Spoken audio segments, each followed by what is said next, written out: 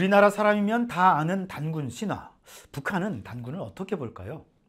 일단 북한에서도 단군 신화는 우리가 아는 것과 거의 비슷한 내용으로 전해집니다. 이 공료인은 후에 환웅의 아내가 되어 아들을 낳았는데 그가 바로 우리나라를 세운 첫왕 단군이었다고 합니다.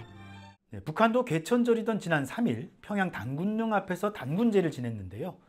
북한 국보 174호 단군릉은 지금은 22m 높이의 피라미드형 무덤으로 되어 있는데 원래는 흙 봉분이었다고 합니다. 문흥리의 오누한 농촌 부락 한가운데서 주인 없는 묘를 하나 발견했는데 그 묘 옆에서 놀랍게도 일제강점 시기 애국적 자산가들에 의해 세워졌던 단군릉 기적비가 발굴됐다는 것이었습니다. 사실 이곳 평양 강동 지역 일대에 단군릉이 있었던 기록은 과거 여러 역사서에서도 나오긴 하는데 실체는 명확하지 않았다고 합니다. 그렇다더라 하는 식으로 전해 내려오는 수준이었다는데요. 북한 방송에 나왔듯이 비가 세워진 것도 일제강점기였죠. 네. 여튼 북한은 김일성 지시에 따라 1993년 대대적인 발굴을 시작했는데요. 여기서 수십 점의 사람 뼈와 금동왕관 장식 등 여러 유물이 나왔다고 합니다. 우리 학계에선 무덤 양식이나 유물로 보아 고구려 때 귀족의 것일 가능성이 높다고 판단하는데요. 북한 주장은 다릅니다. 놀랍게도 그 뼈에 대한 연대가 당시로부터 5011년 플러스 마이너스 267년이라는 이런 수치가 이제 나왔습니다. 신화와 함께 우리가 학교에서 배운 고조선 건국은 기원전 2333년이죠. 올해가 단기로는 4356년인데요. 북한은 유골이 얼추 비슷한 대략 기원전 3000년경의 것으로 단군과 그 부인의 뼈라고 주장합니다. 학계에선 북한이 연대 측정에 활용한 전자상 자성공명법은 수백만 년 전의 유물을 측정할 때 쓰는 방법으로 그 이하에는 정확하지 않다면서 역시 인정하기 힘들다는 입장입니다. 하지만 북한은 단군릉이 맞다면서 이듬해인 1994년 화강석 1994개를 다듬어 쌓아 지금과 같은 모양의 피라미드형 무덤으로 개건했습니다. 북한은 이후 단군이 신화 속 인물이 아니라 역사 속 실존 인물이 됐다면서 여기서 매해 단군제를 지내고 있습니다.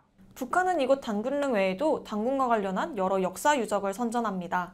여기가 우리나라의 건국시조왕인 단군이 살면서 무술 훈련을 했다는 단군굴입니다. 단군굴과 단군사도 단굴로 등장하고 묘양산뿐만 아니라 환인과 환웅, 단군을 모신 사당이 있는 구월산 삼성사도 자주 나옵니다.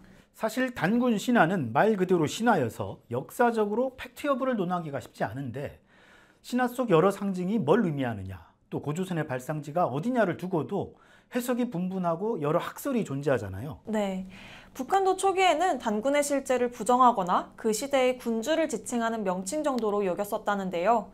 단군 신화도 반동적인 노예 소유자 계급이 착취를 정당화하기 위해 종교적 환상과 미신을 체계화해 만들어낸 관념적인 사상이라고 폄하했었다고 합니다.